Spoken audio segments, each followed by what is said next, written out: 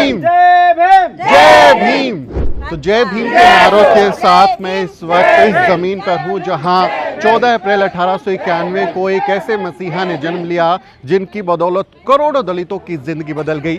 बाबा Sahib doctor Ambedkar की जन्मभूमि यहाँ मऊ में मैं इस समय मौजूद हूँ, मध्य प्रदेश का मऊ जिला, जहाँ इस ज़मीन पर बाबा साहिब डॉक्टर अंबेडकर ने जन्म लिया था।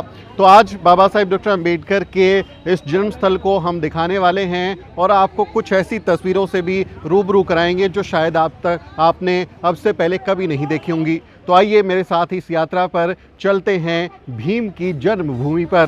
दुबळ्या दिनाला उद्धारण्याला, दुबळ्या दिनाला उद्धारण्याला, कष्ट किती साहिले साहिले, म्हणूनच वंदन तुझे गायले, म्हणूनच वंदन तुझे गायले।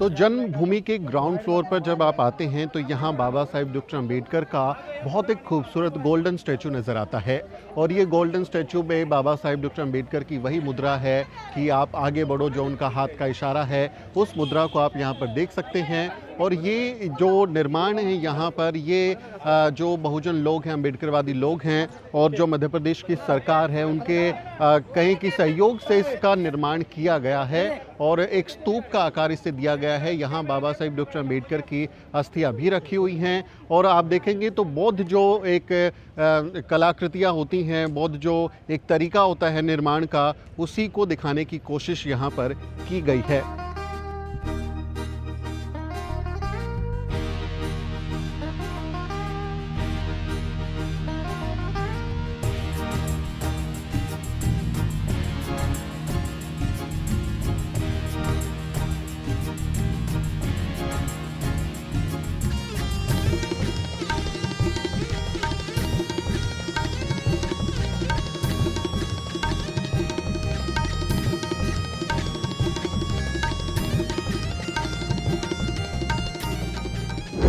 बाबा साहिब डॉक्टर अंबेडकर की ज़िंदगी से जुड़े हुए स्थान, चीज़ें, उनका एक ख़ास महत्व है। अंबेडकरवादी लोगों के लिए सबसे बड़े तीर्थ के तौर पर वो जगह हैं जहां बाबा साहिब डॉक्टर अंबेडकर गए हैं, यात्राएं की हैं, उनका महापरिनिर्वाण हुआ है या फिर उनका जन्म जहां पर हुआ है या जहां उनका अंतिम संस्कार हुआ, चैत्य भूमि, ऐसे जो स्थान हैं वो हमेशा एक बड़े तीर्थ की तरह होते हैं।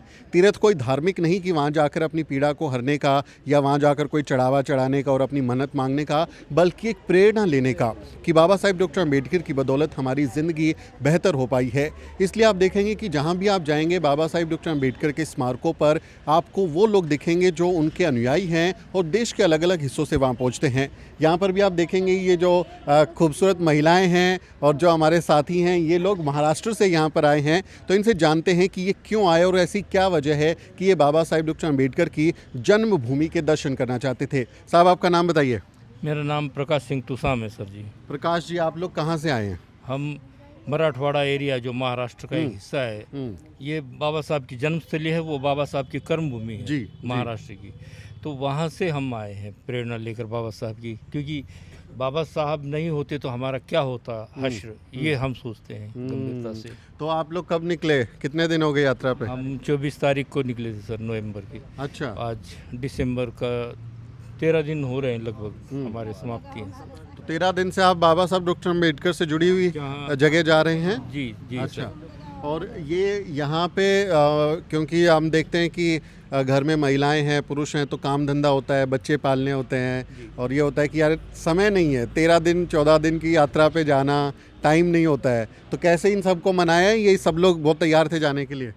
हमारे यहाँ महिलाएं बहुत सक्षम हैं। जो बाबा साहब की सोच थी कि महिलाएं हमारी सशक्त होनी चाहिए, इसीलिए महिलाओं को ही आज देखिए आप शुभ्र वस्त्र, सफ़ेद वस्त्र धारण करके यहाँ आई हैं, वंदना लिए, कितना खूबसूरती का माहौल था यहाँ। ऐसा ही हमारा एक दिन महिलाओं के लिए क्यों नहीं होना चाहिए, हमारी बहनों के लिए, हमारी माताओं के लिए क्यों नहीं होना चाहिए। एक दिन आज़ादी का दिन तो सही। यानी घर के सारे काम काजों से आज इन्हें थोड़ी फुर्सत सी मिली, चलो बाबा साहब के बारे में जानते हैं, बहुत गीत बढ़िया। में गाते हैं, हाँ। प्रचार प्रसार होता है क्योंकि ताई बाबा हिंदी बोलते हैं थोड़ा? कोई हिंदी बोलता है ताई? आप बोलते हैं? थोड़ा थोड़ा बोलेगा। आप बोलते हैं? अच्छा, आपका नाम क्या है? नाम बताइए। कौशल्य। कौशल्या जी, आप भी साथ में ही आई हैं? हाँ जी। अच्छा, ये बताइए कि बाबा साहब डॉक्टर अंबेडकर यहाँ पैदा हुए थे, उनकी जन्मभूमि है, इधर आके कैसा लगा? बहुत बढ़िया लग रहा है, बहुत अच्छा। और हमने पहली बार यहाँ कदम रखा है तो हमें बहुत अच्छा लग रहा है। हाँ। अभी मैं देख रहा था आप लोग बाबा साहब के बचपन के गीत गा रहे थे कि वो जब पैदा हुए, पालना गीत उसको कहते हैं, तो उसमें क्या बता रहे थे गीत में? और उस गीत में बता रहे थे कि मतलब बाबा साहब यहाँ पैदा हुए, उनकी माता ने कैसा उनका पालन किया, पापा ने, उनके बाबा ने कैसे पालन किया है, वो सब समझाते हैं उस। सब समझा रहे थे। हाँ जी। तो हमारे जो बहुत सारी महिलाएं हैं, हम देखते हैं कि वो जाती हैं तीर्थ करने उधर धार्मिक जगह पे, बाबाओं के डेरे में जाती हैं। कई बार हमारे लोग भी जाते हैं, पुरुष महिलाएं दोनों जाते हैं। उधर जाने से बच्चे अच्छे हो जाएंगे, पढ़ाई लिखाई हो जाएगी, बीमार नहीं होंगे, अमीर बन जाएंगे, गरीबी दूर हो जाएगी। इधर आके तो कुछ आपको ऐसा मिलेगा नहीं चमत्कार ना? हमें चाहिए भी नहीं चमत्कार, हमें चाहिए भी नहीं। हमको सिर्फ बाबा साहब का जो शिक्षा है वो हमें चाहिए और हमारे बच्चों को चाहिए, बस हमें यही चाहिए। ताई, आपने जो गाना गाया सारे खुद लिखते हैं? आपके पेपर में देख रहा था लिखा हुआ। लिखे वाला मैं पढ़ती हूँ। अच्छा। तो आप भीम गीत गाते हैं? हाँ हाँ। अच्छा, ढोलक भी बजाते हैं? है, ढोलक नहीं बजाता। अच्छा, आपका टीम है? हाँ, टीम है पूरी? अरे वाह, बहुत बढ़िया। तो ये देखिए कि कितनी खूबसूरती से बाबा साहेब डॉक्टर अम्बेडकर के बचपन के जीवन को दर्शाने की कोशिश है, और हमारी महिलाएं जो हैं वो कितनी खूबसूरती से बाबा साहेब डॉक्टर अम्बेडकर के संघर्ष और महत्व को बता रही हैं। ग्राउंड फ्लोर से नीचे जब आप जाएंगे तो यहाँ एक म्यूज़ियम बनाया हुआ है जहाँ बाबा साहेब डॉक्टर अम्बेडकर की जुड़ी हुई चीज़ें रखी हुई हैं, और एक फ्लोर ऊपर है, ऊपर भी मैं आपको लिए चलूँगा। लेकिन उससे पहले मैं आपको यहाँ नीचे जो ग्राउंड फ्लोर पर जो चीज़ें हैं बाबा साहेब डॉक्टर अम्बेडकर की, उनको दिखाता हूँ और उनके बारे में बताता हूँ कि क्या जानकारी हम वहाँ से ले सकते हैं।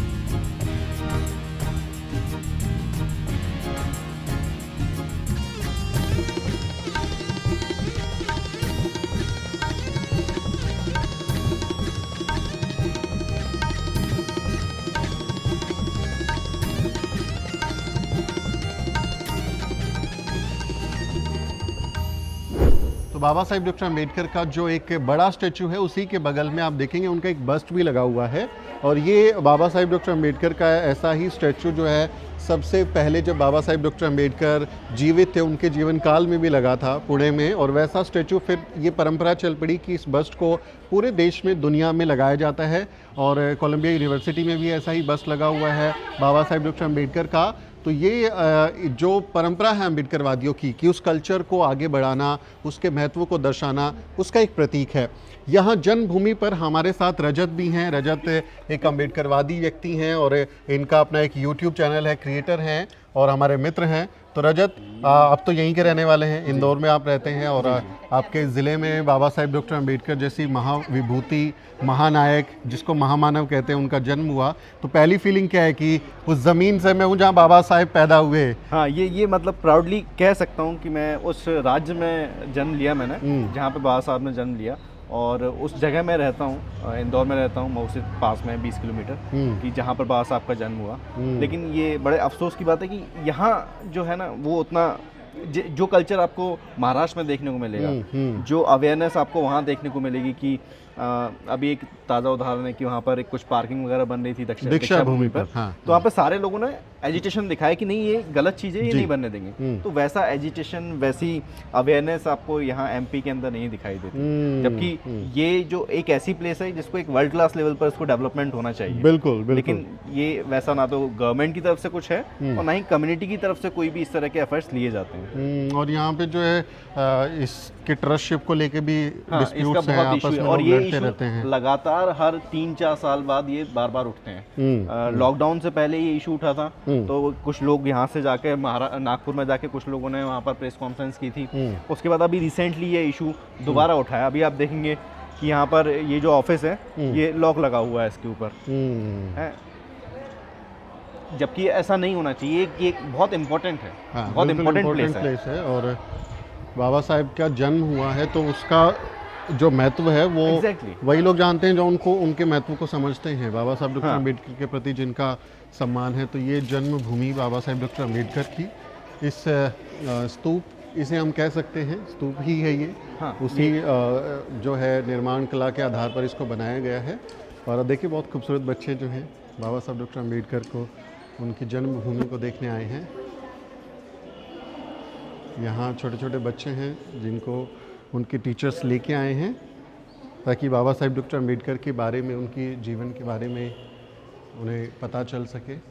तो विश्व के महान व्यक्ति बाबा साहेब डॉक्टर अम्बेडकर की जन्मभूमि पर खड़ा होना बहुत इमोशनल सा पल है। मैं उनके राजगृह भी गया हूँ और 26 अलीपुर रोड पर भी मैं गया हूँ जहाँ उनका परिनिर्वाण हुआ। बाबा साहब डॉक्टर अम्बेडकर की अस्थियाँ जब आप देखते हैं, उनके जीवन से जुड़ी हुई चीज़ें जब आप देखते हैं तो बहुत एक इमोशनल पल होता है। रजत, मैं ऐसी जगह जाके इमोशनल हो जाता हूँ। ये है, मैं साल में कम से कम 3 से 4 बार यहाँ पर विजिट करता हूँ और जो भी मेरे जानने वाला आता है मैं उसको लेकर जाता हूँ कि ये यहाँ पे ये जगह है और यहाँ पे इतने महान व्यक्ति का जन्म हुआ था जिसको कि हर व्यक्ति कमोबेश हर व्यक्ति नज़रअंदाज करता है। यहाँ से शुरू होता है पूरा जो उनकी जन्म की पूरी यात्रा है। एग्जैक्टली ये यहाँ से शुरू होता है। इस तस्वीर में आप ये देखेंगे तो मिमिक माता- करके बनाया हाँ, हुआ है। माता भीमाबाई और उनके पिता राम जी सकपाल जो हैं वो, क्योंकि बाबा साहेब डॉक्टर अम्बेडकर 14वीं संतान थी उनकी। और वो जब 14 अप्रैल 1891 को उनका जन्म हुआ तो बालक के जन्म के बाद झूला जो झुलाने की परंपरा है कि बच्चा रोए ना तो वो थोड़ा इंगेज रहे, उसको दिखाया गया वो है कि- एक चित्र यहाँ पर उकेरा गया है। और क्योंकि सूबेदार साहब जो है वो सेना में थे तो यहाँ मऊ कैंट है तो वो सेना की वर्दी में है और माता भीमाबाई जो हैं वो प्यार से बच्चे को निहार रही हैं। तो छोटा बालक भीम 14 अप्रैल 1891 को जब ये बच्चा पैदा हुआ तो किसी को अंदाजा किसने भी नहीं सोचा होगा ये कि पिछले क्या कमाल करने वाला कम से है। कम, अगर हम कम से कम भी लेके चलें तो पिछले 1500 सालों की गुलामी को खत्म कर दिया एक अकेले जीवन काल में, एक कलम से, हाँ, बिना लड़े, बिना कहीं की खून खराबा किए। एक कतरा खून नहीं बहा किसी जी, का जी, उस जी। पूरे संघर्ष में। बिल्कुल। मैं आपको ये मुख्य जो एक गुंबद है इसमें ये दिखा देता हूँ और यहीं पर बाबा साहेब डॉक्टर अम्बेडकर की अस्थियों को रखा गया है। कहाँ से आए आप लोग? कहाँ से? प्रेरणा पब्लिक स्कूल से आए हैं। अच्छा, आप इनके टीचर हैं? तो किस लिए बच्चों को बाबा साहब के बारे में पता चले इसलिए लेके आते हैं? एजुकेशनल टूर के हिसाब से लेके आए हैं वो। क्या बात है। और यहाँ क्या सीखा दिखाया बच्चों को? जन्मस्थली दिखाई उनकी और उनका ये स्लैश बायोग्राफी बताई। बहुत बढ़िया, थैंक यू। तो ये देखिए बच्चे जो हैं वो पहले ही जान लें, बचपन में उनको एक समय था कि बाबा साहब डॉक्टर अम्बेडकर को सिलेबस से बाहर कर दिया गया, उनके रचनाओं को बाहर कर दिया गया, लेकिन आज उनका महत्व है कि अम्बेडकरवादियों के संघर्ष की बदौलत आज स्कूल लेवल पर एजुकेशनल टूर हो रहे हैं। ये एक अच्छी चीज़ है। और ये आप देखेंगे बाबा साहेब डॉक्टर अम्बेडकर का अस्थि कलश यहाँ पर रखा हुआ है। यहाँ आपको अगर ऊपर नज़र आ रहा है तो वो एक संभवतः पीतल का एक कलश है और उस कलश के अंदर ही जो है बाबा साहेब डॉक्टर अम्बेडकर की अस्थियाँ रखी हुई हैं। राजगृह में जो कलश रखा हुआ है उसमें अस्थियाँ हमने दिखाई भी थी, आप वो वीडियो न्यूज़वीक पर देख सकते हैं। और महामानव बाबा साहेब डॉक्टर अम्बेडकर के रिमेन्स हैं। तो रजत, मैं अभी सांची गया था तो सांची में जैसे तथागत बुद्ध का अस्थि कलश जो है वो रख के और सम्राट अशोक ने उसे बनवाया था। और तथागत बुद्ध की भी ये मान्यता थी कि मेरे रिमेन्स और इन चीज़ों का जब प्रचार प्रसार होगा तो मेरे विचारों का भी प्रचार प्रसार होगा। और बाबा साहब डॉक्टर अम्बेडकर भी उसी बात को दोहराते हैं कि जैसे एक पौधा बिना पानी के मर जाता है, वैसे ही अगर विचारों का प्रचार ना हो तो विचार भी मर जाते हैं। बिल्कुल। तो ये जो रिमेन्स हैं उनके, इनकी अहमियत को आप कैसे देखते हैं कि ये रहें जिससे देख के सीख के लोग उनके विचारों के बारे में भी जाने और उनके बारे में भी जाने? देखिए, इसको मैं पहले इसका हिस्टोरिकल जो पर्सपेक्टिव है वो मैं बताऊं। ये जो अस्थि कलश रखने की जो परंपरा है ये आज की परंपरा नहीं है, ये बाबा साहब से शुरू नहीं हुई। ये परंपरा हमें लेके जाती है तथागत गौतम बुद्ध जी। गौतम बुद्ध से भी ये पहले लेके जाते, क्योंकि गौतम बुद्ध अपने आप में पहले बुद्ध नहीं थे। उनसे पहले भी 27 बुद्ध हो चुके थे, 27 से 28 बुद्ध उनसे पहले भी हो चुके थे। और इसके हमारे पास अब आर्कियोलॉजिकल एविडेंसेस भी हैं। सम्राट अशोक ने इस परंपरा को बहुत ही व्यापक रूप से फैलाया। जी। तो अब क्योंकि अस्थियां इतनी सारी तो होती नहीं है, क्योंकि जो सम्राट अशोक थे उन्होंने 84,000 बौद्ध स्तूप भारत के अंदर बनवाए थे, जो अखंड भारत था, जिसमें अफगानिस्तान, म्यांमार, ये सारी चीज़ें आ जाती हैं। तो जो वहाँ पे कुछ कुछ हड्डियाँ वो रखते थे, जो अस्थियाँ हैं, तो उसमें से कुछ हिस्सा उन्होंने रखवाया। तो जैसे आपने सांची का जिक्र किया, मुख्य सांची- 4 स्तूप हाँ, थे, बाद में फिर उनका विस्तार नहीं, किया वो गया। उनको तोड़ने के बाद पहले 4 स्तूप नहीं थे, पहले 8 स्तूप थे। 8 जो राजा थे, 8 लोगों में तथागत गौतम बुद्ध की जो अस्थियां हैं उनको विभाजित किया गया, और फिर उसको बाद में 84,000 स्तूप में कन्वर्ट वो किया सम्राट गया। अशोक हाँ, ने किया। सम्राट अशोक ने किया। तो वो जो परंपरा है वो वहां से यहाँ आती है। तो इसका इम्पोर्टेंस सिर्फ बाबा साहब से नहीं जुड़ा है, ये हमारी पूरी बौद्ध विरासत है जी। पूरा जो हमारा बौद्ध सिविलाइजेशन है उसकी परंपरा है। तो मुझे लगता है ये इसी जो अस्थि कलश है, या अस्थियों को मुझे लगता है कि वो एक याद के तौर पे और एक हिस्टोरिकल एविडेंस के तौर पे रखने की परंपरा बुद्ध से शुरू हुई। वैज्ञानिक एविडेंसेस हैं, इसकी आप कार्बन डेटिंग कर सकते हैं, आप समय का पता लगा सकते हैं, और इस परंपरा को फिर बाद में चुरा के वो गंगा में अस्थियां बहाना और उसका ब्राह्मणीकरण होता है। अस्थियां बहाना एक बिल्कुल अपोजिट चीज है। अस्थियों को प्रिजर्व करना और अस्थियों को बहाना, उसको डिस्ट्रॉय कर देना, ये दो अपोजिट धारा हैं। इसलिए तो वो कॉपी किया होगा इन्होंने Exactly. कि यहाँ से। अब आप जब वहाँ जाएंगे, आप गए भी होंगे कई बार, दिल्ली जो म्यूजियम है वहाँ पे एक अलग से कमरा डेडिकेटेड है जहाँ पर बुद्ध की अस्थियां रखी हुई हैं। जी जी जी। तो ये आइए हम इसको एक एक परिक्रमा कर लेते हैं। और ये जैसे मैं ये कह पूरा रहा था मार्बल का कि बना हुआ है। पूरा मार्बल का बना हुआ है और बहुत खूबसूरत है, वाइट मार्बल का इस्तेमाल किया गया है और एक अलग सी अनुभूति होती है। कुछ लोग कहते हैं कि भाई आप बाबा साहब डॉक्टर अम्बेडकर के ऊपर फूल क्यों चढ़ाते हो, वहाँ पर जो है मोमबत्ती क्यों जलाते हो, आप तो ये जो है पाखंड कर रहे हो, ये तो ब्राह्मणिकल तरीका है। लेकिन मैं कहता हूँ कि ये हमारा उनके प्रति सम्मान जाहिर करने का तरीका है, क्योंकि जब आप लक्ष्मी के सामने दिया जलाते हो, फूल चढ़ाते हो, तो आप कहते हो कि लक्ष्मी, देवी लक्ष्मी, मुझे अमीर बना देना, मैं गरीब हूँ। लेकिन बाबा साहब डॉक्टर अम्बेडकर से हम ये नहीं कहते कि मैं गरीब हूँ, मुझे अमीर बना दो। बुद्धिज्म और ब्राह्मणिज्म का जो बेसिक डिफरेंस जो है, वहाँ पर हम ना तो बुद्धा से कुछ मांग रहे हैं, ना किसी दूसरे बोधिसत्व से कुछ मांग रहे हैं। जी। किसी से कुछ मांगा नहीं जा रहा है। हमारी श्रद्धा है, हमारी आस्था है, हम उनके प्रति सम्मान दे रहे हैं। बिल्कुल सम्मान दे रहे हैं। और मैं अब हम बदले आपको, में चाहते नहीं उनसे कुछ, हम क्योंकि उन्होंने सब कुछ दे दिया, we are because he was, तो वो उनके होने की वजह से हमारा एग्जिस्टेंस है। एग्जैक्टली वो महत्व की बात है। और अब जैसे हमने बाबा साहब डॉक्टर अम्बेडकर के अस्थि कलश दिखाए, अब मैं आपको एक एक करके ये दिखाता हूँ कि बाबा साहब डॉक्टर अम्बेडकर की जीवन से जुड़े हुए जो प्रसंग हैं उनको कैसे यहाँ पर उकेरा गया है, ताकि जब कोई आए तो उनके जीवन से, उनकी घटनाओं से कोई प्रेरणा ले सके। तो ये झूला झूलने वाला प्रभात राय, हाँ, प्रभात राय जी ग्वालियर के थे। उन्होंने ये पूरे मैक्सिमम जो लगे हुए हैं वो उनके द्वारा बनाए हुए हैं। प्रभात राय की तरफ से ये तरफ से नहीं, उनके बनाया द्वारा गया है, बनाए उन्होंने हुए हैं। बनाया है।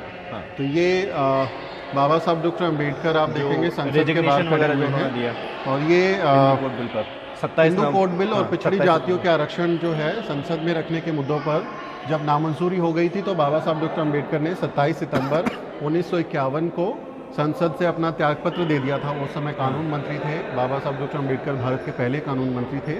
और इस्तीफा देते हुए वो 3 मुद्दों को गिनाते हैं मुख्य रूप से। ये जैसे इसमें बता दिया जाता है कि बाबा साहब डॉक्टर अम्बेडकर ने हिंदू कोड बिल, यानी महिलाओं के लिए उनके हक अधिकार हो, उसको सुरक्षित करते हुए जब वो नहीं हो पाए तो फिर इस्तीफा दिया। लेकिन 2 और बुनियादी चीज़ इसमें शामिल है। एक, इसमें ओबीसी के आरक्षण और ओबीसी के अधिकारों को लेकर भी बाबा साहब डॉक्टर अम्बेडकर ने, आप जब उनका रेजिग्नेशन पढ़ेंगे तो उसमें आपको देखने को मिलेगा कि ओबीसी के हक अधिकार की रक्षा के लिए नेहरू गवर्नमेंट ने ठीक से काम नहीं किया। इस बात से भी बाबा साहब डॉक्टर अम्बेडकर नाराज़ थे, उन्होंने उसका जिक्र किया है। और जो विदेश नीति है भारत की, विदेश नीति का भी उन्होंने जिक्र किया कि जो इस समय भारत सरकार है उसकी विदेश नीति सही नहीं है, वो और बेहतर हो सकती है। तो मुख्य रूप से 3 डिमांड थी उनकी।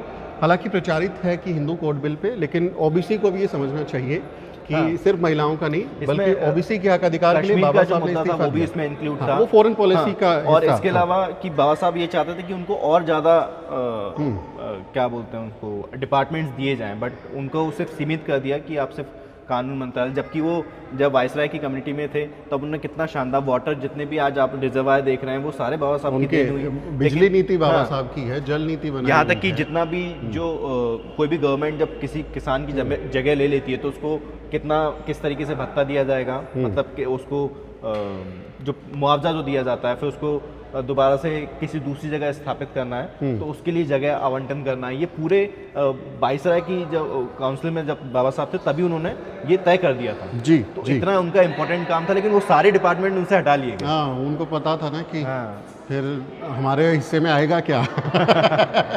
तो ये देखिए, ये बड़ौदा में जो राजमहल है उसके सामने बाबा साहेब डॉक्टर अम्बेडकर आपको खड़े हुए दिखाई देते हैं। महाराजा सयाजी गायकवाड़ जो बड़ौदा के राजा थे, उन्होंने 25 रुपये प्रति माह की छात्रवृत्ति प्रदान की थी और उन्होंने फिर बाबा साहेब डॉक्टर अम्बेडकर ने एल्फिस्टन यूनिवर्सिटी बॉम्बे से जो है एल्फिस्टन कॉलेज, यूनिवर्सिटी तो नहीं कॉलेज है वो, वहाँ से उन्होंने परीक्षा पास की और फिर कोलंबिया जाने के लिए जो पढ़ाई करने का मौका मिला वो भी फिर उस स्कॉलरशिप के ज़रिए, वो बेसिकली एक तरीके का एजुकेशन लोन था। वो एज एजुकेशन लोन ही था वो। बाबा साहेब डॉक्टर अम्बेडकर जो हैं उनको ये शर्त रखी गई थी कि जब आप पढ़ाई लिखाई करके वापस आ जाएंगे तो फिर आपको हमारे राज्य में काम करना है। उसके बदले में जैसे आज आप एजुकेशन लोन लेते हैं तो इस पे इंटरेस्ट जाता है और कुछ लोन्स की तो शर्त होती है कि आपकी डिग्री भी रख लेते हैं वो छात्रवृत्ति भी नहीं थी जी। और बहुत सारे लोग इस तरह से बोलते हैं कि पढ़ाया तो एक क्षत्रिय न था, जबकि वो जो थे वो ओबीसी कम्युनिटी से बिलोंग लेकिन करते फिर थे। भी हम सयाजी गायकवाड़ को उनका शुक्रिया अदा सम्मान है, करते पूरा हैं सम्मान है कि उनका। उन्होंने मौका दिया, उन्होंने एक Exactly. अवसर दिया।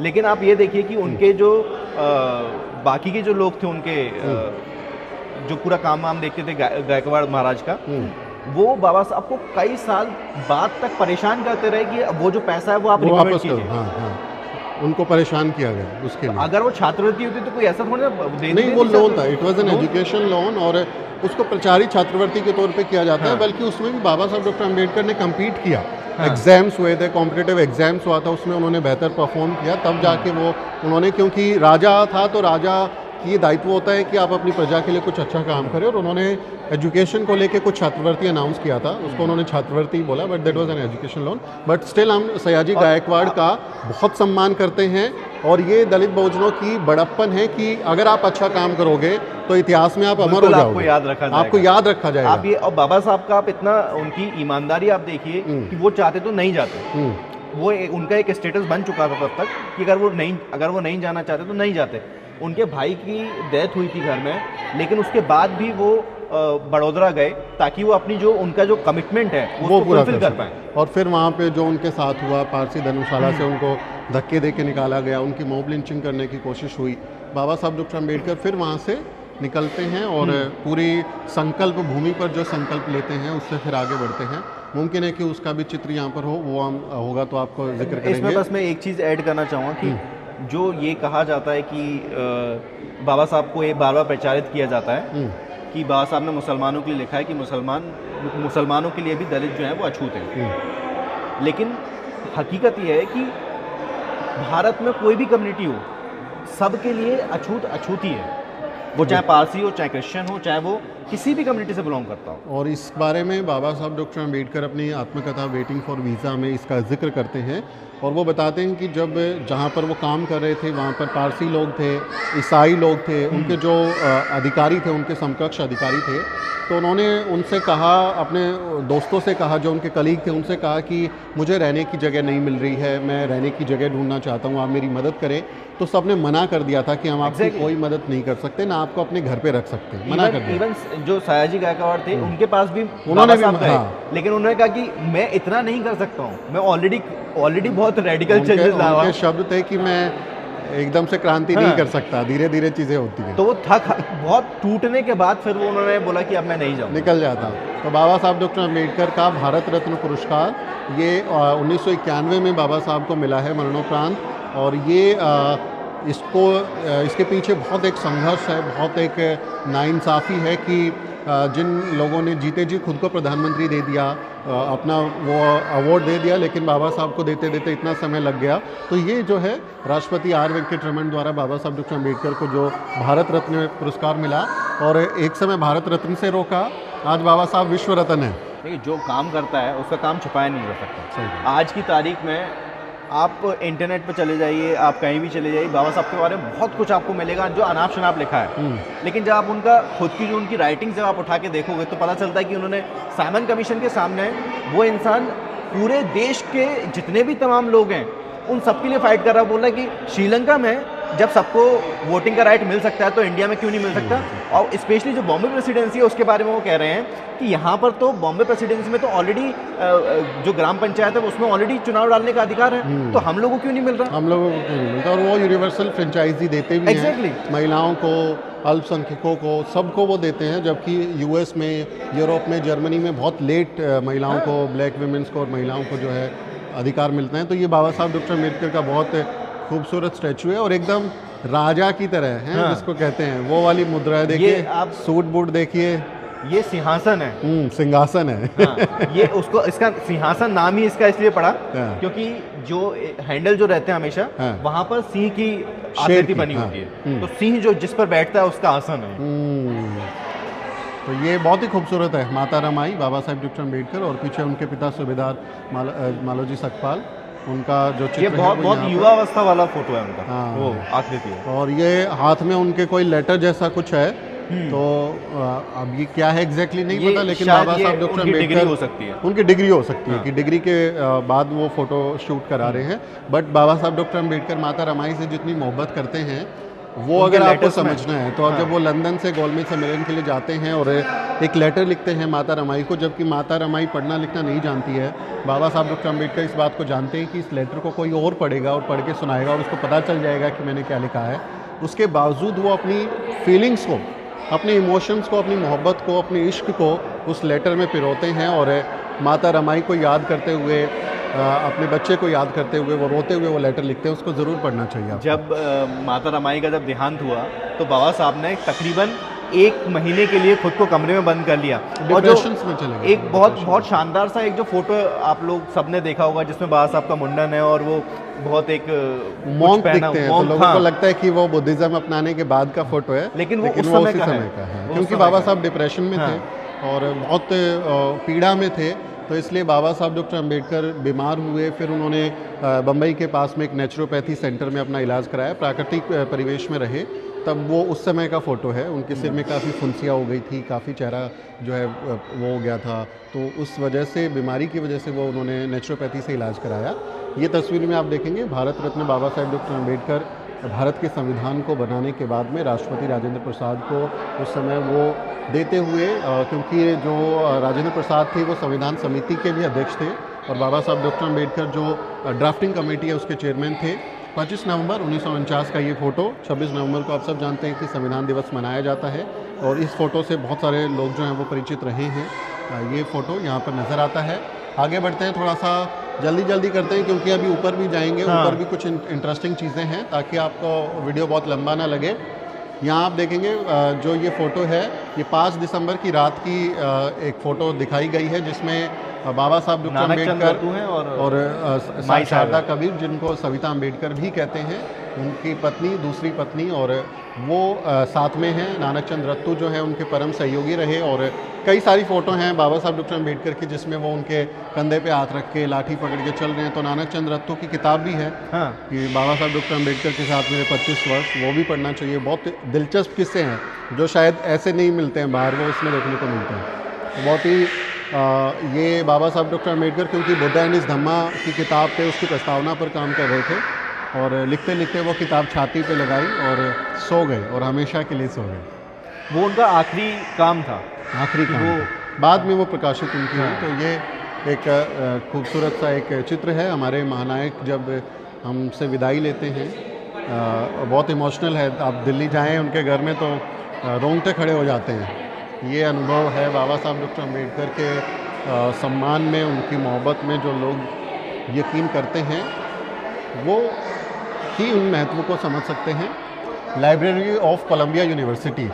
तो रजत, जिस बच्चे को क्लास के अंदर बैठ के पढ़ने नहीं दिया कि तुम अंदर नहीं बैठ सकते और वो बाहर से जो है झाँक के विंडो से देखते थे क्या लिखा है, गुरुजी ने पढ़े, वो बच्चा देश का सबसे ज़्यादा पढ़ा लिखा आदमी बन गया। ये फ़ोटो जो है लाइब्रेरी का, कोलंबिया यूनिवर्सिटी जाने का, ये बहुत ही महत्व का फ़ोटो है। ये इसकी इम्पोर्टेंस अगर मैं आपको, तो मैं बहुत ज़्यादा वेल एजुकेटेड नहीं हूँ। अगर मुझे ये बाबा साहब की जो इतनी सारी जो कहानियाँ अगर बचपन में मुझे बताई जाती तो शायद मैं अपनी जो मेरी एकेडमिक क्वालिफिकेशन है उसमें बहुत आगे होता। बिल्कुल, क्योंकि ये जो इंस्पिरेशन हमें मिलती है ना कि यार एक ऐसा लड़का है जिसकी कोई वैल्यू नहीं है, ना ही उसके बाल नहीं काट रहा है, धोबी उसके कपड़े नहीं धो रहा है, और वो व्यक्ति जाके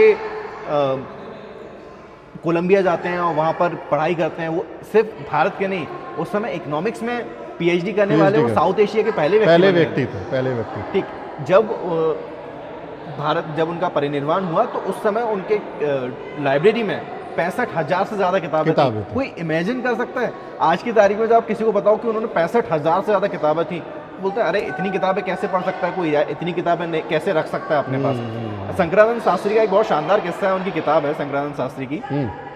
उसमें वो लिखते हैं कि मैं एक बार गया वहाँ पर, तो बाबा साहब वो जाते रहते थे, वहाँ बैठे रहते थे, तो बाबा साहब ने एक बार उनको डांट दिया कि तुम यहाँ पर आते हो, यहाँ बैठे क्या के लिए रहते हो, किताब ना पढ़ा करो। वो भी ऐसे नहीं, वो ऐसे खड़े थे पीछे ऐसे मार के सर पे, वो एग्जैक्ट उन्होंने लिखा है शंकरानंद शास्त्री ने। बाबा साहब बहुत पार्टिकुलर थे और थोड़ा उनका जो मिजाज था वो उनको गुस्सा बहुत जल्दी आता था बाबा साहब। वो स्वाभाविक भी है, स्वाभाविक भी था, क्योंकि जो पीड़ा झेली है, जो जिस तरह के माहौल में वो पले बड़े, जो वंचित स्थिति में वो रहे हैं, तो वो रोष हम सबके अंदर है। वो रोष है, और अपनी चीज़ों को लेके बहुत पार्टिकुलर थे। वो पढ़ने के लिए अंदर चले गए तो कोई डिस्टर्ब करता था तो वो लिटरली डांट देते थे, लिटरली डांट। वो इतने पार्टिकुलर थे कि अगर कोई न्यूज़ है तो वो न्यूज़ भी प्रॉपर कटिंग करके उसको एक फाइल में रखते थे, और लाइब्रेरी में उस फाइल का भी सीक्वेंस होता था। डेली के जो अखबार आ रहे हैं उसका सीक्वेंस होता था, कोई अगर मैगजीन आ रही है तो उसका सीक्वेंस होता था। एक बार जब वो लंदन से आ रहे थे तो उनका जहाज डूब गया और उसमें उनकी किताबें डूब गई। वो बड़े दुखी हुए यार, वो कह रहे थे सामान डूब गया, तो कह रहे थे सामान को छोड़ो, मेरी किताबें। और जो कोट है, cultivation of mind should be the ultimate aim of human existence, यानी बुद्धि का विकास, मस्तिष्क का विकास ही अंतिम लक्ष्य होना चाहिए मानव का। वो बाबा साहब डॉक्टर अम्बेडकर की शिक्षा और उनके जो विचार हैं उससे हम सीख सकते हैं कि कैसे वो शिक्षा को अहमियत देते हैं। अब आप आगे चलेंगे तो आपको ये और एक आपको तस्वीर दिखेगी। बाबा साहब डॉक्टर अम्बेडकर चाय पी रहे हैं। ये 1913 में कोलंबिया यूनिवर्सिटी न्यूयॉर्क गए थे बाबा साहब डॉक्टर अम्बेडकर, और वहाँ 1915 तक रहे थे, और वहाँ की जो लाइब्रेरी है उसमें लगातार वो पढ़ते रहते थे, और कहा जाता है कि 15 घंटे 16 घंटे तक वो लगातार वहाँ पढ़ाई किया करते थे। तो ये एक चित्र को केरा गया है जिसमें बाबा साहब डॉक्टर अम्बेडकर एक चाय और एक ब्रेड का टुकड़ा ग्रहण करते हुए दिख रहे हैं। ये बाबा साहब डॉक्टर अम्बेडकर के हाथ में देखिए ब्रेड का टुकड़ा है, ये चाय है। तो बहुत आर्थिक तंगी थी, ऐसा नहीं था कि उनके पास बहुत पैसे हैं। ये आज भी हम लोग ये कोलंबिया ऑक्सफोर्ड में फ़ीस अफोर्ड नहीं कर पा सकते, हम वहाँ जाके पढ़ाई करने में कितनी किल्लत आती है। तो वो तो उस स्थिति में जब गए थे जब पहनना, खाना, पीना, रहना सब कुछ मुश्किल था, उन हालातों में उन्होंने पढ़ा। और आप देखिए जब वहाँ से वो पढ़ाई करके आते हैं तो भारत में आते हैं और फिर लंदन जाते हैं, लंदन स्कूल ऑफ इकोनॉमिक्स में पढ़ाई करते हैं। एक चीज़ मैं आपको और ऐड करना चाहूँगा इसमें, जो उनको छात्रवृत्ति का जो पैसा मिलता था उस पैसे में से वो बचा के रमाबाई को भी भेजते थे, जो कि वो उनका डेडिकेशन आप देखिए।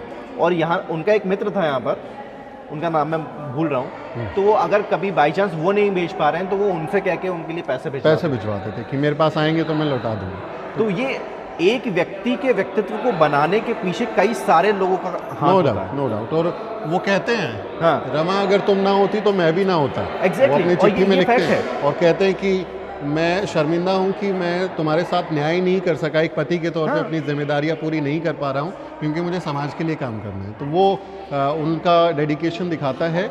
और ये क्योंकि शिक्षा पर बाबा साहब डॉक्टर अम्बेडकर का खासा जोर रहा है, तो बाबा साहब डॉक्टर अम्बेडकर मिलिंद कॉलेज औरंगाबाद मराठवाड़ा विद्यापीठ में उसका अवलोकन करते हुए यहाँ पर दिखाई दे रहे हैं। और इसकी नींव बाबा साहब डॉक्टर अम्बेडकर ने खुद रखी है। ऐसी कई तस्वीरें हैं जिसमें आप देखेंगे कि वो कंस्ट्रक्शन साइट पे इंस्पेक्शन के लिए गए हैं, वहाँ पर कंस्ट्रक्शन चल रहे हैं तो वहाँ वो बैठे हुए हैं, जो वहाँ पे इंजीनियर्स हैं या जो बाकी लोग कंस्ट्रक्शन के काम में लगे हुए हैं उनके साथ बात करते हुए नज़र आते हैं। तो ये शिक्षा के महत्व को बाबा साहब डॉक्टर अम्बेडकर ने जाहिर किया। लेकिन ये निराशाजनक है कि समाज शिक्षा के संस्थान अपने खड़े नहीं कर पा रहा। बाबा साहब doctor Ambedkar Siddharth college, Milind college बना के गए, उन्होंने कहा कि हमको अपना एजुकेशन इंस्टीट्यूट्स बनाने चाहिए। लेकिन अभी आप देखेंगे अम्बेडकरवादियों के पास अपना कोई भी स्कूल चेन नहीं है, कोई यूनिवर्सिटी नहीं है, कोई कॉलेज नहीं है। तो हमें उस पर भी ध्यान देना चाहिए और सीखना चाहिए। जब वो भाषण देने जाते थे तो वो जितने लोग भाषण सुनने आते थे अपने एक दो लोगों को खड़ा करके वो उनसे एक एक आना इकट्ठा करवाते थे। और यहाँ तक कि जब वो कम अगर आते थे तो बाबा साहब सवाल पूछते थे कि ये इतने लोग आए थे तो इतना कम किए हैं। अब लोग सोचेंगे कि वो उतना पैसा इकट्ठा करके फिर क्या करते थे, बाबा साहब ने शुरुआत में सबसे पहले हॉस्टल्स खोलना चालू किए थे बच्चों के लिए, अपने बच्चों को। है ना। तो आप सोचिए कि उस समय जब हमारे पास कोई संसाधन नहीं था, कोई संसाधन नहीं, एक एक आना इकट्ठा कर रहे हैं और तब जाके वो हॉस्टल खोल रहे हैं। आज हमारे पास संसाधन है तब नहीं लेकिन कर तब नहीं कर पाए, पा तब नहीं कर रहे। पाए। ये उस समय सोचने नियत वाली थी बात और आज नियत कि नहीं। हमारा सिर्फ ध्यान जयंती मनाने पर ना हो, हम अपने इंस्टीट्यूट्स भी खोलें, क्योंकि आप सरकारी स्कूलों की हालत देख सकते हैं, प्राइवेट एजुकेशन इतनी महंगी हो गई है। अगर हम अपने इंस्टीट्यूट्स नहीं खोलेंगे तो आने वाले 10, 20, 50 साल में हमारा शिक्षा का स्तर और ख़राब हो जाएगा और फिर से वही स्थिति उत्पन्न हो जाएगी। तो बाबा साहब डॉक्टर अम्बेडकर येरवड़ा जेल में पूना पैक्ट के समय की फ़ोटो 1932 में, जब गांधी अपनी ज़िंदगी में कभी इस बात के लिए अनशन नहीं करते कि अंग्रेज़ भारत छोड़ के चले जाएं, वो आमरण अनशन करते हैं इस बात के लिए कि दलितों को आरक्षण कैसे मिल गया, उनको कम्युनल अवार्ड कैसे मिल गया, उनको सेपरेट इलेक्टोरेट का अधिकार कैसे मिल गया, इसके खिलाफ वो अनशन करते हैं। और बाबा साहब डॉक्टर अम्बेडकर मजबूरी में, क्योंकि उनको धमकियाँ मिली, उन पर हमले की कोशिश की गई, समाज को प्रताड़ित करने की धमकियाँ दी गई, तो बड़ी मुश्किल से आंखों से आंसू बहते हुए उन्होंने पूना पैक्ट पर सिग्नेचर किया था। ये एक टर्निंग पॉइंट है और इस पूना पैक्ट की एवज में दलित समाज को रिजर्वेशन का एक ऑप्शन मिला था कि उन्होंने जब कम्युनल अवार्ड को छोड़ा तो फिर कंपनसेशन के तौर पे दलित समाज को, उस समय अनटचेबल कहते थे, उनको रिजर्वेशन मिला था। और आपको मैं बता दूं कि भारत में रिजर्वेशन जो है वो काफ़ी साल पहले से मिला हुआ था, माइनॉरिटीज़ को मिलता था, उनके लिए कम्युनल अवार्ड्स था, लेकिन दलित ऐसे व्यक्ति हैं जो सबसे लेट, जिनको सबसे लास्ट में रिजर्वेशन मिला 1932 में हुआ। और जब 1935 में गवर्नमेंट ऑफ इंडिया एक्ट आता है तब जाके वो रिजर्वेशन लागू हुआ। और फिर आप देखते हैं 1947 में 42-43 में जब विश्व युद्ध शुरू हो जाता है तो सारे काम ठप हो जाते हैं, तो दलितों को मुश्किल से 5-7 साल के लिए रिजर्वेशन मिला था। 8.5%, हाँ। 8.13% ये रिजर्वेशन मिला था। हाँ, तो वो पहला। और उसके बाद फिर 1946 में दोबारा से बाबा साहब लेकर आए तो उसमें फिर वो 12.25% हो गया था। हाँ हाँ, तो ये रिजर्वेशन ये एक टर्निंग पॉइंट है आज भी। जब आप देखते हैं 34 में जब रिजर्वेशन दिया तो 1934 में तो दलितों को नहीं दिया गया था। हाँ, नहीं, दलितों को नहीं मिला था, माइनॉरिटीज को वो दिया सिर्फ गया था माइनॉरिटीज और को था। दलितों को छोड़ दिया गया था। माइनॉरिटीज को बहुत पहले मिल गया था। हाँ। मुसलमानों को जब बंग हुआ तभी उनको दे दिया गया हाँ। था। सबसे लेट दलितों को मिला था और सबसे जल्दी उनका खत्म हो गया क्योंकि उस समय ये कहा गया कि अब तो जरूरत नहीं है, लेकिन बाबा साहब डॉक्टर अम्बेडकर संविधान सभा इसके में पीछे थे। बहुत शानदार कहानी है। संग्राम शास्त्री की किताब आप पढ़ेंगे ना, अगर लेट नहीं हो रहा तो बस 2 मिनट में खत्म करूंगा, 1 मिनट में। तो बाबा साहब, क्योंकि माइनॉरिटीज ने अपने सारे राइट्स सरेंडर कर दिए थे, उनको कुछ और चाहिए था, तो सरदार जो पटेल थे वो चाहते थे कि दलितों के भी अपने जो रिजर्वेशन है उसको छोड़ दें, खत्म कर दें। बाबा नेहरू साहब और पटेल, बाकी सब लोगों का यही कहना था कि रिजर्वेशन नहीं होना चाहिए।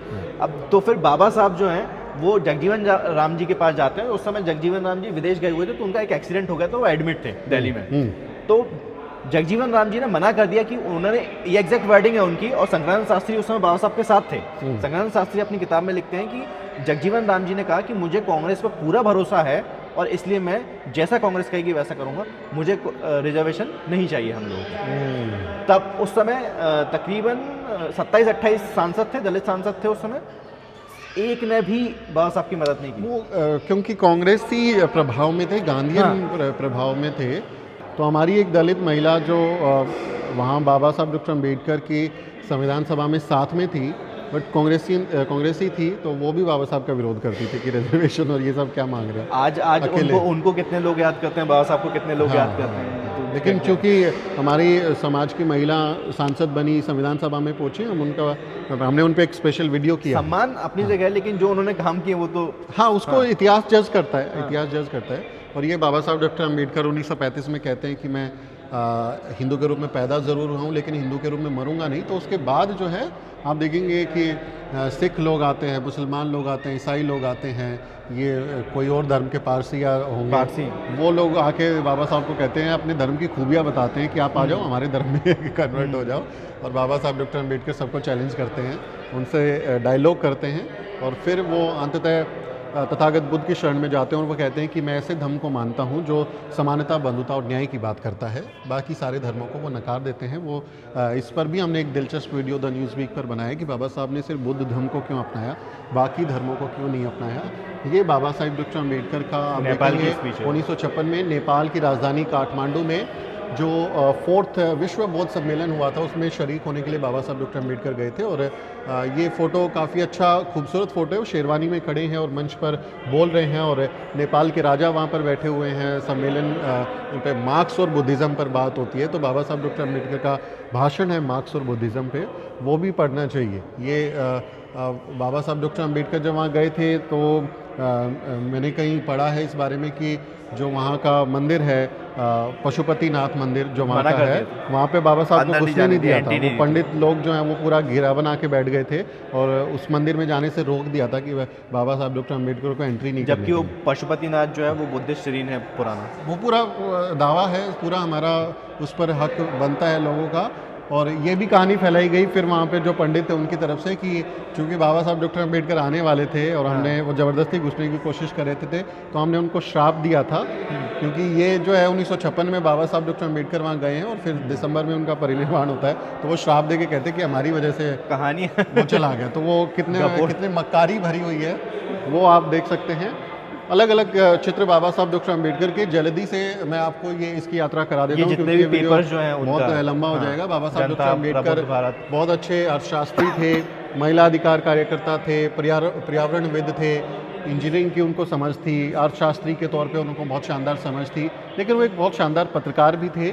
आप देखिए उन्होंने सबसे पहले 31 जनवरी 1920 को मूक नायक शुरू किया, बहिष्कृत भारत शुरू किया, प्रबुद्ध भारत शुरू किया, जनता और समता, इस तरह से वो 5 लगातार अपने अखबार निकालते हैं और अपनी ज़िंदगी के 36 साल तक आप देखेंगे वो वहाँ पर पत्रकारिता भी करते हैं। तो बाबा साहब डॉक्टर अम्बेडकर का एक रूप एक पत्रकार के तौर पर भी, और हम लोगों के लिए जो कम्युनिटी जर्नलिज्म में हैं, जो पत्रकारिता के क्षेत्र में हैं, बाबा साहब डॉक्टर अम्बेडकर के जो ये अखबार हैं, इसके एडिटोरियल्स हैं, उसकी जो रिपोर्टिंग है वो किसी एक बड़े मैनिफेस्टो की तरह है जिससे हम प्रेरणा ले सकते हैं। और अम्बेडकरवादी पत्रकारिता के ये एक स्तंभ हैं जिनको हम फॉलो करते हुए अच्छी पत्रकारिता कर सकते हैं। तो बाबा साहब डॉक्टर अम्बेडकर के पत्रकारीय जीवन को देखते हुए हम आगे बढ़ते हैं।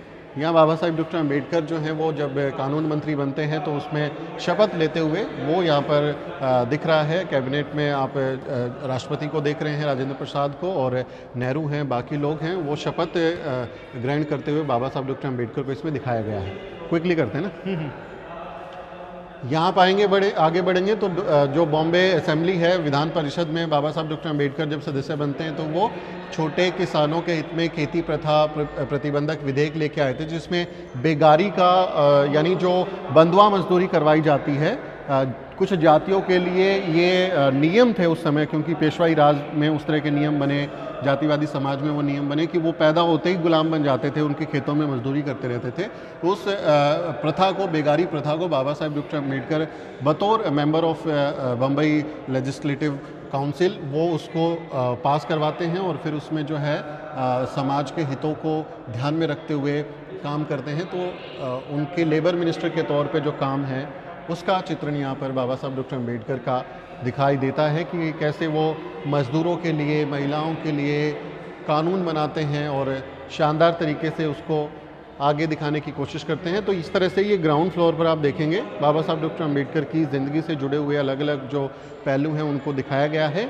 अब मैं आपको यहाँ की दूसरी मंजिल पर लिए चलता हूँ और वहाँ दिखाता हूँ कि बाबा साहब डॉक्टर अम्बेडकर की क्या पुरानी तस्वीरें हैं, किस तरह की वहाँ पर चीज़ें रखी हुई हैं।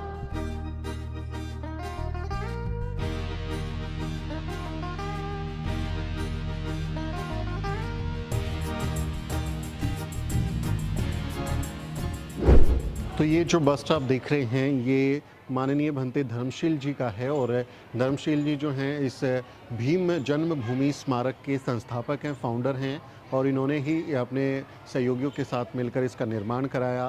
तो यहाँ इनका एक खूबसूरत स्टैचू जो है वो लगा हुआ है भंते धर्मशील जी का।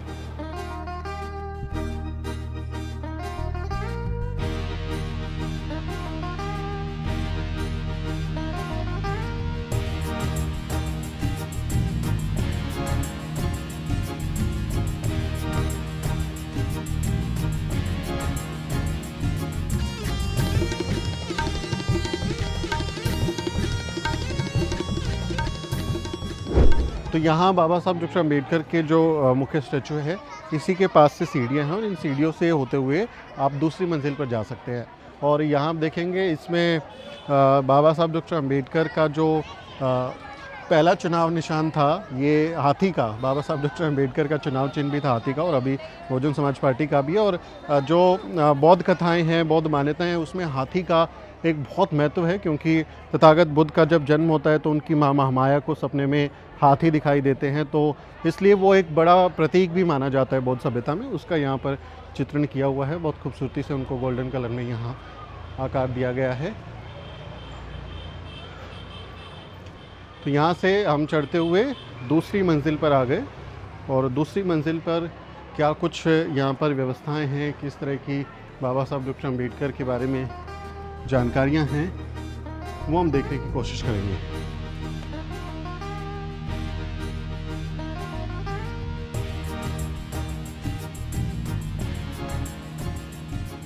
तो यहाँ इस ऊपर दूसरी मंजिल के तल पर जब आप आते हैं तो सामने जो है बाबा साहिब डॉक्टर अम्बेडकर का बहुत खूबसूरत स्टैचू बना हुआ है, और भंते के सामने, माननीय भंते के सामने और तथागत बुद्ध के सामने वो नमन करते हुए दिख रहे हैं। ये उनका दीक्षा लेते हुए का एक प्रतिबिंबन किया गया है, उसको दिखाने की कोशिश की गई है कि कैसे बाबा साहिब डॉक्टर अम्बेडकर तथागत बुद्ध की शरण में जाते हैं, और वो कहते हैं कि मैं तथागत बुद्ध के रास्ते पर चलूँगा और अभी जीवन में बौद्ध धर्म का प्रचार करूँगा। तो उस चित्रण को यहाँ पर दिखाया गया है। ऐसे ही यहाँ पर कई तरह के बाबा साहब डॉक्टर अम्बेडकर की कुछ पेंटिंग्स हैं, उनका ज़िक्र यहाँ पर मिलता है, वो भी मैं आपको दिखाने की कोशिश करता हूँ। अब जब इसमें आगे बढ़ेंगे तो आपको दिखेगा कि बाबा साहब डॉक्टर अम्बेडकर जो ये स्मारक है, यहाँ इसका चित्रण है, और इसमें दीक्षा लेते हुए नागपुर में जो दीक्षा उन्होंने लिया उसका 14 अक्टूबर 1956 को वो तथागत बुद्ध की दीक्षा लेते हुए यहाँ पर बाबा साहब डॉक्टर अम्बेडकर दिखाई दे रहे हैं। आप इधर बढ़ेंगे, बाबा साहब डॉक्टर अम्बेडकर यहाँ पर जो हैं नज़र आ रहे हैं, और उनके साथी हैं। यहाँ पर लिखा हुआ है देहू बुद्ध विहार में भगवान बुद्ध की मूर्ति की स्थापना करते हुए बाबा साहब डॉक्टर अम्बेडकर यहाँ देखे जा सकते हैं।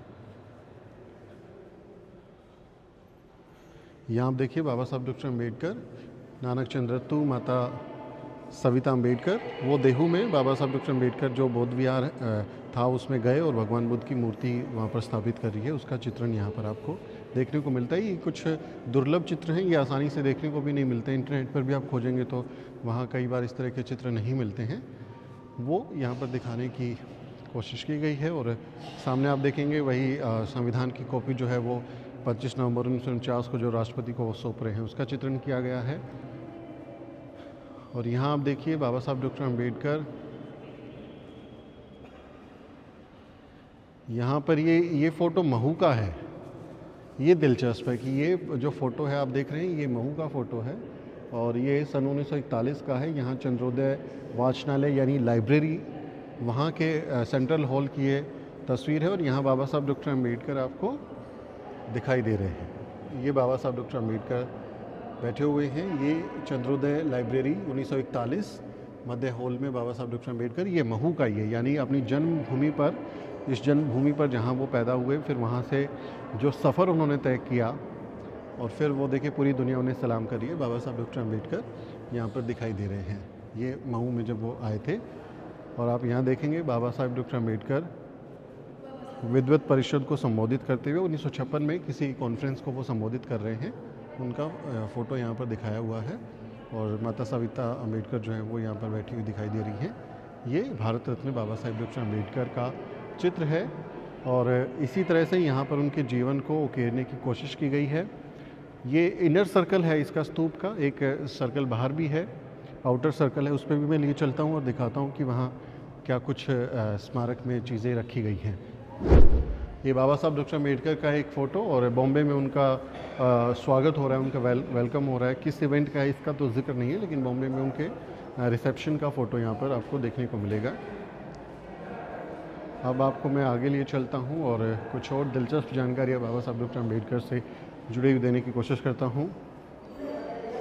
अब यहाँ बाबा साहब डॉक्टर अम्बेडकर देखिए भाषण दे रहे हैं, मंच पर खड़े हैं, माइक पर अपना भाषण दे रहे हैं, और इसमें बाबा साहब अम्बेडकर हिंदू कोड बिल को जो इंडियन थिंकर्स हैं, सोचने समझने वाले बुद्धिजीवी हैं, उनके सामने रखते हैं, और उस बिल में महिलाओं के अधिकारों के लिए क्या प्रावधान है, क्या चीज़ें हैं, उसके बारे में वो बताते हैं। यानी बिल जो है वो विचारकों के सामने रखा और उसको एक्सप्लेन किया कि इसमें क्या क्या चीज़ें, और फिर वहाँ से सवाल आए होंगे, बाबा साहब ने उनका जवाब दिया होगा। तो कितनी शानदार परंपरा बाबा साहब डॉक्टर अम्बेडकर लेके आए हैं कि जो कानून बन रहा है उस पर संवाद हो रहा है, उस पर जो विद्वान लोग हैं उनके साथ बहस हो रही है, चर्चाएँ हो रही हैं। लेकिन आज देखिए किस तरह से कानून पास कर दिए जाते हैं। EWS का बिल जो है वो 48 घंटे में पास होकर कानून बन गया। यहाँ वो परंपरा आपको दिखेगी कि बाबा साहब डॉक्टर अम्बेडकर उस पर संवाद कर रहे हैं। यहाँ आप देखेंगे बाबा साहब डॉक्टर अम्बेडकर बम्बई में हैं, समता सैनिक दल के साथ में नज़र आ रहे हैं। और ये जो है ये मज़दूर का आप देखेंगे स्वतंत्र मज़दूर पक्ष, ये बाबा साहब डॉक्टर अम्बेडकर एक यहाँ पर धरना प्रदर्शन को, रैली को लीड करते हुए दिख रहे हैं। यहाँ पुलिस के लोग दिख रहे हैं, उस समय वहाँ पर खड़े हैं बाबा साहब डॉक्टर अम्बेडकर। ये बम्बई में समता सैनिक दल के लोग, और वो मज़दूरों के लिए, क्योंकि उन्होंने लेबर पार्टी बनाई थी और फिर वो लगातार काम कर रहे थे, उन्होंने उस तरह से उसको काम किया, वो पार्टी बनाई, फिर बाद में और party Republican party of India बनाया। लगातार वो अलग अलग एक्टिविटीज़ करते रहे, वो कभी थमे नहीं, गतिमान रहे। ये बाबा साहब डॉक्टर अम्बेडकर संभवतः कहीं किसी कार्यक्रम में है, इसके बारे में यहाँ जानकारी नहीं है। और यहाँ आप उनका एक खूबसूरत चित्र देख सकते हैं। ये हमारे देश को चलाने वाले लोग जो थे, सबसे पहली सरकार के लोग, संविधान को बनाने वाले लोग, हमारे देश के राष्ट्र निर्माता आप देखेंगे यहाँ आपको नज़र आएंगे। बाबा साहब डॉक्टर अम्बेडकर जो हैं पंक्ति में यहाँ सबसे पहले नंबर पर बैठे हुए हैं। और फिर जो तमाम लोग हैं, पंडित जवाहरलाल नेहरू, सरदार वल्लभ भाई पटेल, राजेंद्र प्रसाद, राजकुमारी अमृत कौर, इस तरह से आपको सारे लोग यहाँ पर दिखाई देंगे। भारत के जो आज़ादी के बाद भारत कैसा होगा, कैसा स्वरूप होगा, वो राष्ट्र निर्माता हमारे यहाँ पर आपको नज़र आते हैं। ये 1956 में धम्म दीक्षा के अवसर पर बाबा साहब डॉक्टर अम्बेडकर और माई साहब दोनों ने धम्म को स्वीकार किया। और उनके साथ में कई लाख लोग जो हैं, कुछ लोग कहते हैं 5 लाख, कुछ लोग कहते हैं कि 8 लाख, एक बड़ा नंबर है जो धम्म दीक्षा उन्होंने नागपुर की दीक्षा भूमि पर ली। तो लाखों लोगों के साथ उन्होंने बुद्ध धम्म की दीक्षा ली, उसका चित्रण यहाँ पर किया गया है। इधर भी है।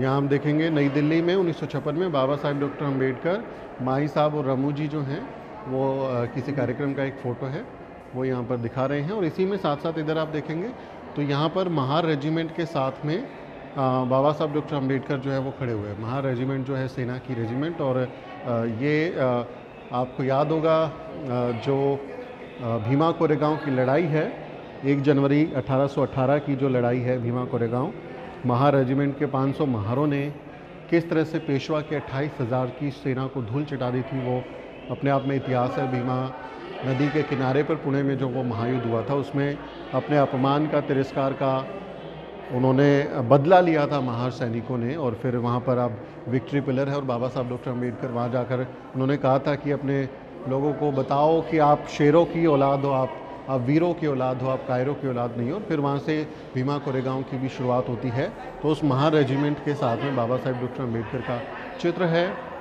यहाँ बाबा साहब डॉक्टर अम्बेडकर 1932 में गांधी के साथ चर्चा कर रहे हैं पूना पेट में। संभवतः ये यरवड़ा जेल के अंदर का एक चित्र दिखाया गया है, जिसमें पूना पैक्ट का जो सिग्नेचर होने वाले थे उसको लेके बाबा साहब डॉक्टर अम्बेडकर अपनी बात रख रहे होंगे, और गांधी जो है वो ज़िद पे अड़ गए थे कि नहीं, ये नहीं होने दूंगा, वो वहाँ पर दिख रहा है। और यहाँ पर जो कानून मंत्रालय है उसमें अधिकारियों से चर्चा करते हुए जो हमारे बाबा साहब हैं वो देश के पहले कानून मंत्री, और जो उनके ऑफिस के जो लोग हैं, जो सेक्रेटरीज हैं, जो डिपार्टमेंट हेड्स हैं, उनके साथ में, कर्मचारियों के साथ में बाबा साहब डॉक्टर अम्बेडकर बात करते हुए। ये फ़ोटो मैंने पहली बार देखा है बाबा साहब डॉक्टर अम्बेडकर का, और उनके बहुत सारे ऐसे फ़ोटो हैं जो अभी सामने नहीं आए हैं।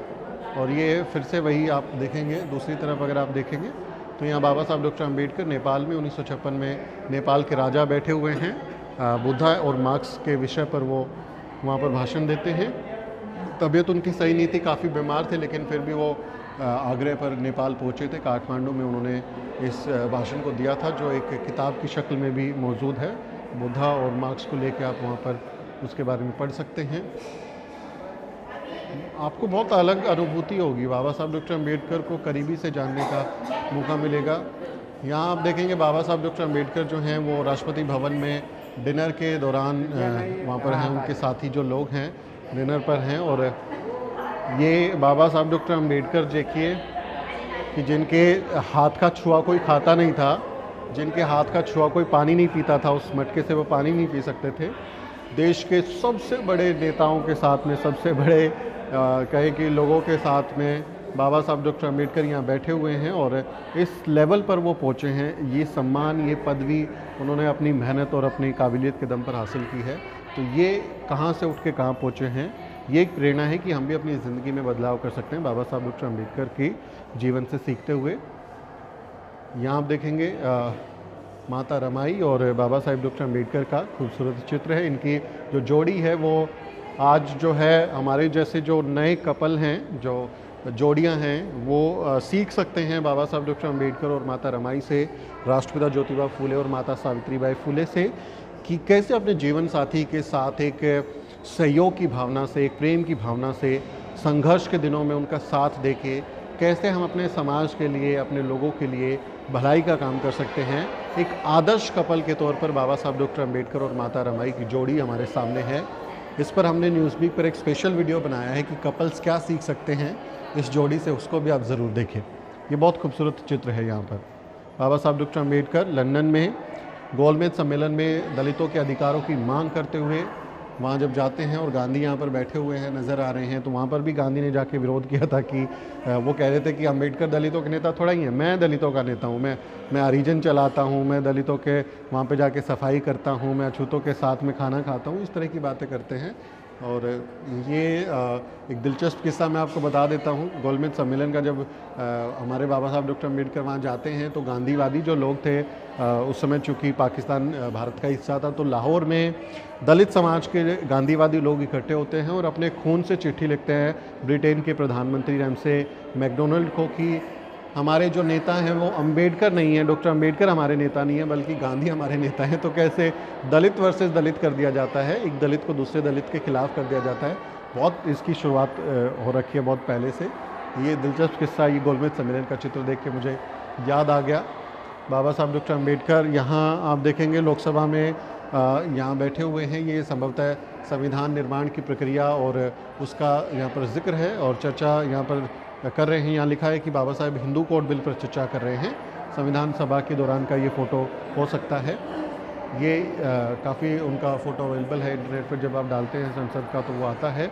और यहाँ बाबा साहब डॉक्टर अम्बेडकर अपने परिवार के लोगों के साथ नज़र आ रहे हैं। तो काफ़ी दिलचस्प तस्वीरें हैं बाबा साहब डॉक्टर अम्बेडकर के, खूबसूरत यहाँ पर चित्र उकेरे गए हैं और उनके जीवन को दर्शाने की कोशिश है। आप देखिए वो जब यहाँ पर जाते हैं कोलंबिया यूनिवर्सिटी में, तो वहाँ बाबा साहब डॉक्टर अम्बेडकर को जो डिग्री मिलती है उसके डिग्री के कन्वोकेशन का ये फ़ोटो है। बाबा साहब डॉक्टर अम्बेडकर कोलंबिया यूनिवर्सिटी में DLT डिग्री लेते हुए।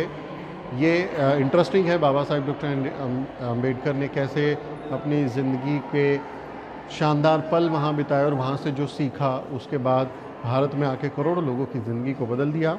ये बाबा साहब डॉक्टर अम्बेडकर इंदौर में 1942 में इंदौर में कार्यकर्ताओं के साथ जो हैं संबोधित करते हुए उनके साथ बैठे हैं, चर्चा कर रहे हैं। बाबा साहब डॉक्टर अम्बेडकर में लगातार वो इस तरह की एक्टिविटी करते थे, लोगों के साथ चर्चाएं करते थे, सभाएं करते थे। और देखिए बच्चे भी हैं, छोटे बच्चे भी यहाँ पर आप देखेंगे। ये एक लड़की है, लड़के हैं। तो आपको पीढ़ियों को कैसे आपको समाज के बारे में बताना है, ये लोग अपने बच्चों को भी साथ में लेके आए हैं। इसलिए हमको सीखना चाहिए कि जब हम समाज के किसी कार्यक्रम में जाते हैं तो घर की महिलाओं को, बच्चों को भी साथ लेके जाना चाहिए, ताकि जो अम्बेडकरवाद है, जो तथागत बुद्ध का रास्ता है, उसके प्रति सब लोग सचेत हो सकें और परवरिश में अम्बेडकरवाद होना चाहिए। वो यहाँ पर आपको देखने को मिलेगा।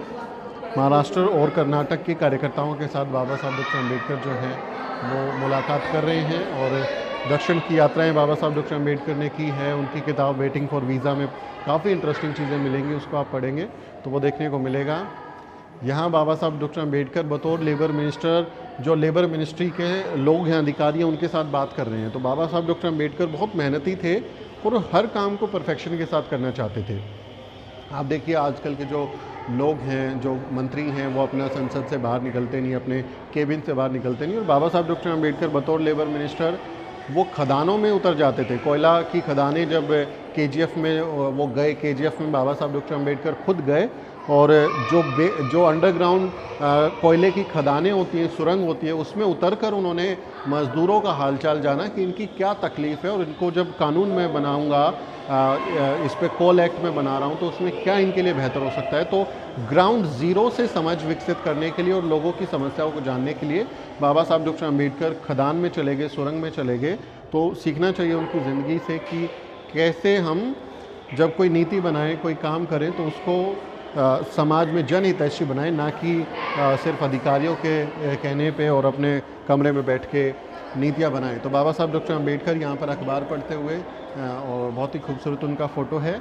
तो इस तरह से ऊपर के परिसर में आप देखेंगे ये आपको यहाँ पर नज़र आएगा, जिसमें बाबा साहब डॉक्टर अम्बेडकर की अलग अलग जीवन से जुड़ी हुई घटनाओं को फ़ोटो के ज़रिए दिखाया गया है। यहाँ थोड़ी ये निराशाजनक चीज़ें ज़रूर हैं कि इंतज़ाम बहुत अच्छे नहीं हैं, बहुत साफ़ सफाई का ख्याल नहीं है, बहुत अच्छे से इसमें इंतज़ाम नहीं किए गए हैं। ये तस्वीर और बेहतर हो सकती हैं और अच्छे प्रिंट इस पर हो सकते हैं, इसको अलग अलग कलाकृतियों में तब्दील किया जा सकता है, लेकिन वैसा काम आपको नज़र नहीं आएगा। यहाँ का जो ट्रस्ट है उसमें भी डिस्प्यूट्स हैं, 2-3 लोग हैं जो आपस में लड़ते रहते हैं। कोई मुझे बता रहा था कि बाहर लड़ाई करते हुए रेलिंग तोड़ दिया गया, जो बना हुआ था उसको इन्होंने तोड़ दिया। तो दलित आपस में ही कैसे लड़ रहे हैं, बाबा साहब डॉक्टर अम्बेडकर की जन्मभूमि पर कैसे विवाद उत्पन्न हो रहा है, ये बेहद निराशाजनक है। बाबा साहब डॉक्टर अम्बेडकर की जन्मभूमि को इंटरनेशनल लेवल का बनाना चाहिए, इंटरनेशनल स्टैंडर्ड का बनाना चाहिए कि देश दुनिया के लोग जब आते हैं, पढ़ते हैं कि वो ऐसा विचारक, बाबा साहब डॉक्टर अम्बेडकर सिर्फ दलितों के नेता नहीं कि उनका उद्धार किया, बल्कि उन्होंने विचार दिया, उन्होंने कानून का राज सिखाया, उन्होंने देश दुनिया को रास्ता दिखाया। उनके अलग अलग विषयों पर थॉट्स हैं, लेखनी है। दुनिया भर में John Locke, Rousseau, Thomas Paine, इन जैसे विचारकों को पढ़ा जाता है, वैसे ही बाबा साहब डॉक्टर अम्बेडकर की थियरीज उनके ऊपर भी अध्ययन होता है। तो वो ऐसे महान विचारक को जानने के लिए अगर कोई उनकी जन्मभूमि पर आता है तो उसको कुछ बेहतर सुविधाएं और बेहतर इंतज़ाम यहाँ देखने को मिलने चाहिए। मध्य प्रदेश की सरकार बीजेपी की सरकार है और यहाँ के जो ट्रस्टीज़ हैं उनको भी बाज आना चाहिए, उनको भी अपने जिम्मेदारी को समझते हुए इसकी भलाई के लिए काम करना चाहिए। तो यहाँ इस यात्रा में हमने कोशिश की कि आपको देखने को मिले बाबा साहब डॉक्टर अम्बेडकर की ज़िंदगी से जुड़े कुछ दिलचस्प किस्से। आपको ये वीडियो कैसा लगा, ये यात्रा आपको कैसी लगी, ज़रूर बताएं मुझे। बेहद खुशी हुई कि हमारे जो महानायक हैं उन महानायक को हम लोग करीब से जान पाए। हर उनका फ़ोटो, हर उनकी याद, हर एक उनकी जो जुड़ी हुई चीज़ें हैं वो शिक्षा देने के लिए काफ़ी हैं कि उठो, शिक्षित बनो, संगठित रहो, संघर्ष करो। ये जो नारा उन्होंने दिया उसको याद करते हुए हम लोग संगठित रहें, लड़े ना जैसे यहाँ के ट्रस्टीज़ लड़ रहे हैं वैसा ना हो, और अपने महानायक की याद को बचाने और उसको बेहतर बनाने की कोशिश करें। मेरी ये कोशिश है कि एक डिजिटल आर्काइव के तौर पे ये वीडियो मैं आपको पेश करूं। आप अपनी राय लिखें। मेरी आपसे अपील है हमारे चैनल द न्यूज़ वीक को सब्सक्राइब करना ना भूलें। मेरा नाम सुमित चौहान है और इस वीडियो रिपोर्ट को तैयार करने में मेरी मदद कर रहे हैं मेरे सहयोगी मोहित। अगली वीडियो में मुलाकात होगी दोस्तों। जय भीम। साथियों, अगर आपको द न्यूज़ वीक का काम पसंद है और आप चाहते हैं कि हम यूं ही अम्बेडकरवादी पत्रकारिता करते रहें तो हमारी आर्थिक मदद जरूर करें। आप अपनी स्क्रीन पर दिखाई दे रहे इस QR कोड को स्कैन करें और न्यूज़ वीक फाउंडेशन के खाते में अपनी दान की राशि भेजें। QR कोड के अलावा आप UPI के जरिए भी मदद कर सकते हैं। आप हमारी UPI ID newsweek@YesBank पर भी मदद भेज सकते हैं। इसके अलावा आप हमारे अकाउंट में भी मदद भेज सकते हैं। खाते का नाम है News Week Foundation, account number है 02358800000640। IFSC कोड है YesB000235। बैंक का नाम यस बैंक है और ब्रांच है नेहरू पैलेस दिल्ली।